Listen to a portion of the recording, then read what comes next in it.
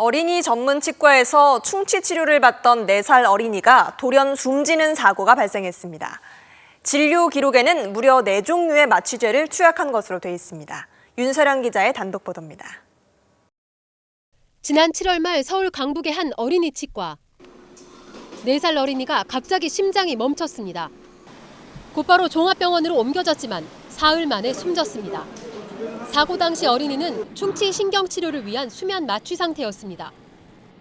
수면 치료 같은 거는 크게 부작용을 얘기를 하지 않고 잠깐만 그냥 잠이 오게 해서 졸려하고 뭐 중간에 깰 수도 있는 거라고 이렇게 얘기를 했거든요. 가족이 의료 기록을 확인한 결과 투여된 마취제는 무려 4종류.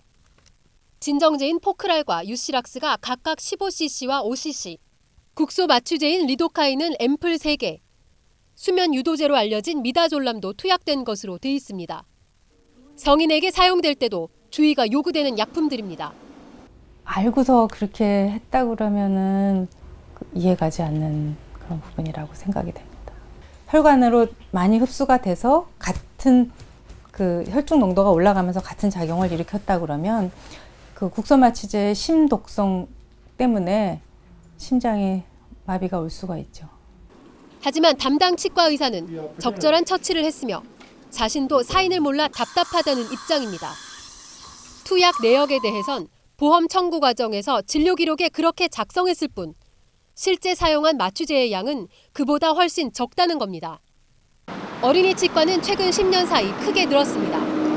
공포감을 없애기 위해 거리낌 없이 수면 치료를 권하기도 합니다. 10kg 이상부터 키로수로 하거든요. 낮잠자는 거랑 똑같거든요. 부작용은 이제 보통 용량이나 용법이나 이렇게 해서 안전하게 해가지고 잘 지켜주면 문제는 없거든요.